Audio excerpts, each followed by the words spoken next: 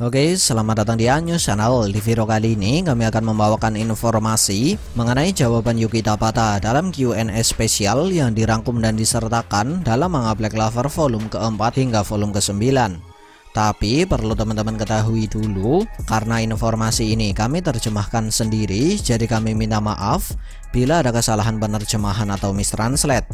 Oh ya, dalam terjemahan ini ada beberapa kalimat atau kata yang sengaja kami singkat dan kami ganti agar lebih mudah untuk dipahami. Sebab ada beberapa kata atau kalimat yang tidak kami ketahui arti sesungguhnya. Dan seperti biasa, sebelum masuk ke dalam pembahasan, jangan lupa untuk klik like, share, subscribe, serta tekan tanda loncengnya juga ya. Terima kasih. Kemudian langsung saja, berikut ini adalah Q&A spesial Yuki Tabata dalam manga Black Clover volume keempat hingga volume ke-9. Pertama, Q&A spesial dari volume keempat. Pertanyaan, siapakah karakter yang paling menyenangkan untuk digambar menurutmu? Jawaban, karakter yang sangat menyenangkan untuk digambar adalah Charmy. Dia selalu dapat digambar dengan beberapa cara yang menyenangkan. Tidak hanya itu, aku juga berpikir bahwa menggambar Asta akan menyenangkan. Pertanyaan, apa saja perbedaan antara kekuatan sihir dan mana? Jawaban, mana adalah suatu entitas yang fundamental dan tidak terlihat secara kasat mata serta melayang-layang di udara. Ketika mana memutuskan untuk menetap di salah satu makhluk, mana ini akan berubah menjadi kekuatan yang dapat mempengaruhi substansi lain, seperti misalnya kekuatan sihir. Ketika kekuatan sihir menjadi semakin sempurna, maka itu akan menjadi sebuah sihir. Aku rasa seperti itulah yang terjadi. Aku minta maaf karena aku tidak bisa menjelaskannya dengan lebih baik. Nah, dari jawaban yang diberikan oleh Yuki Tabata ini, maka bisa kita simpulkan bahwa di dalam dunia Black Clover, mana dan kekuatan sihir merupakan sesuatu yang berbeda, di mana kekuatan sihir dapat disempurnakan atau diperkuat dengan menggunakan mana. Pertanyaan, berapakah anggota dari skuad Banteng Hitam? Lalu, apakah penyihir yang baru-baru ini muncul di anime dan bersuara Vs itu merupakan anggota Banteng Hitam dan merupakan Matsuko Deluxe? Jawaban, skuad Banteng Hitam memiliki banyak anggota. Aku rasa sebagian besar dari mereka merupakan orang yang memiliki jiwa bebas. Jadi aku tidak terlalu yakin dengan hal ini. Sedangkan petunjuk untuk penyihir Vs itu akan dijelaskan di bagian akhir volume ini. Kemudian Q&A spesial di dalam volume ke-6. Pertanyaan, semua skuad kesatria sihir bersaing agar mendapatkan bintang dengan jumlah yang lebih banyak.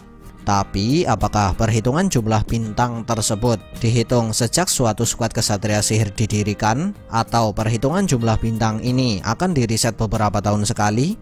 Jawaban, perhitungan tersebut akan diriset 1 tahun sekali, di mana perhitungan bintang ini akan diriset setiap tanggal 31 Maret. Dan perhitungan jumlah bintang akan kembali dimulai sejak tanggal 1 April. Artinya sekitar di pertengahan tahun, di antara 1 April dan waktu Asta bergabung dengan skuad Banteng Hitam, skuad Golden Dawn sudah mendapatkan 70 bintang. Sedangkan skuad Banteng Hitam pada saat itu sudah mendapatkan poin negatif sebanyak 30 bintang. Ya, Banteng Hitam memang terkesan tidak memiliki harapan. Pada saat itu, jadwal waktu perhitungan di riset mengalami perubahan karena menyesuaikan dengan keputusan Kaisar Sihir Julius. Tapi walaupun jadwal riset perhitungan berubah, setidaknya masih memenuhi aturan dasar dari perhitungan jumlah bintang, yaitu diriset setiap sekitar 1 tahun sekali. Pertanyaan, apakah ranking kesatria sihir akan mempengaruhi upah atau bayaran para kesatria sihir? Jawaban, ketika ranking seorang kesatria sihir naik, maka upah atau bayaran yang dia terima juga akan naik. Sebagian besar kesatria sihir akan menerima upah atau bayaran dengan jumlah yang lebih besar daripada para warga kerajaan Clover. Bahkan kesatria sihir dengan peringkat terendah pun memiliki upah atau bayaran yang lebih besar dari pendapatan rata-rata warga kerajaan Clover. Jumlah bintang akan membuat seorang kesatria sihir mendapatkan lebih banyak hadiah yang diakumulasikan ke upah atau bayaran mereka. Jadi sebagian besar orang yang terkenal atau luar biasa akan mendapatkan pendapatan yang lebih besar. Pertanyaan, sejauh ini hanya ada beberapa skuad kesatria sihir yang sudah dijelaskan, dan setidaknya sudah ada Banteng Hitam dan Crimson Lion King. Apakah masih ada skuad kesatria sihir lain di luar sana? Aku ingin mengetahui semuanya. Jawaban, mereka semua akan diperlihatkan di volume ke-7. Bersabarlah sedikit lebih lama lagi.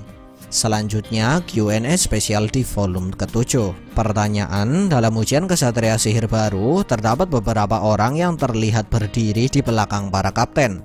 Apakah mereka adalah orang-orang terkuat di skuad tersebut, atau malah sama sekali tidak ada hubungannya dengan hal itu?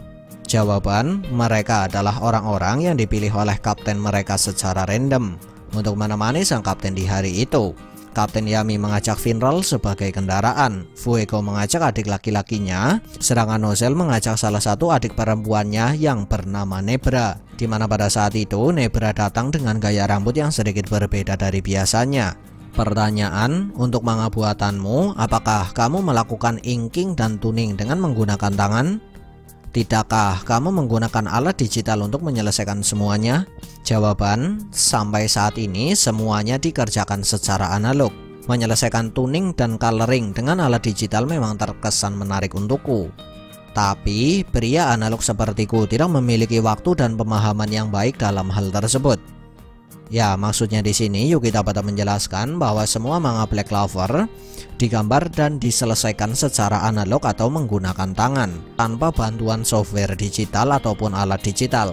Karena Yukita Tabata sendiri mengaku kalau dia tidak terlalu paham dengan software-software digital dan dia tidak memiliki waktu untuk mempelajari hal tersebut. Pertanyaan: apakah Nozel adalah tipe pria kuno yang mewajibkan pelayannya mengepang rambut? Atau dia hanyalah orang aneh yang menyeramkan dan melakukan hal tersebut karena keinginan pribadinya?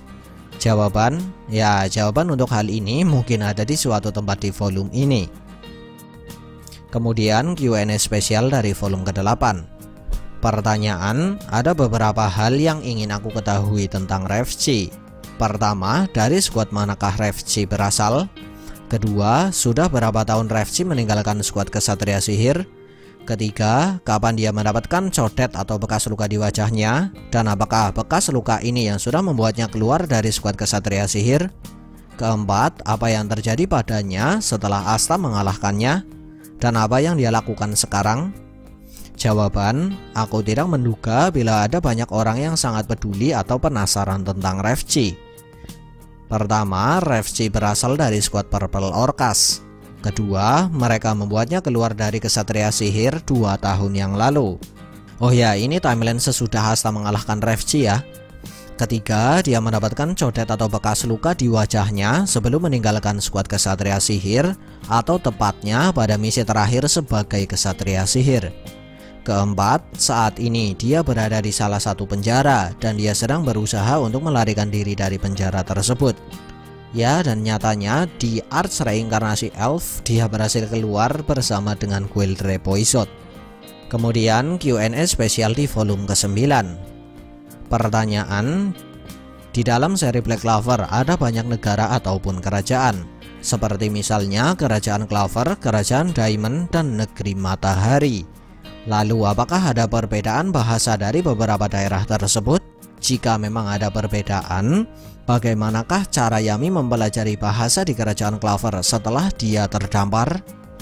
Jawaban: Kerajaan Clover dan Kerajaan Diamond memiliki bahasa yang sama, tapi kedua kerajaan ini memiliki dialek pengucapan kata yang sedikit berbeda. Sedangkan Negeri Matahari memiliki bahasa yang benar-benar berbeda. Yami mempelajari beberapa kalimat atau kata simpel dari bahasa Kerajaan Clover hanya dengan mendengarnya saat dia masih kecil. Keren juga ya. Dan selanjutnya Julius lah yang mengajarkan detail dari bahasa Kerajaan Clover kepada Yami. Pertanyaan: di chapter 47, Noel membuat laporan kepada Yami. Lalu seperti apakah alat komunikasi yang digunakan di Kerajaan Clover? Apakah itu seperti televisi atau seperti layaknya telepon?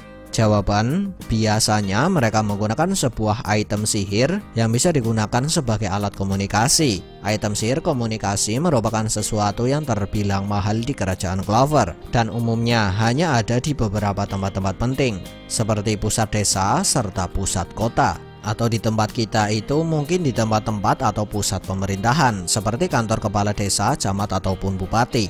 Selain itu, beberapa skuad kesatria sihir terkadang memiliki beberapa item sihir seperti ini.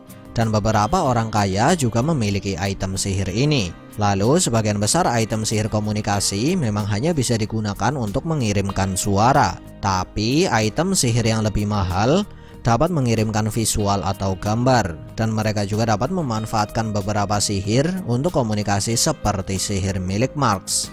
Pertanyaan, siapakah anggota terpintar dalam skuad Banteng Hitam? Jawaban, untuk saat ini, inilah daftarnya. Sedikit tambahan, daftar ini diberikan sebelum Zora muncul.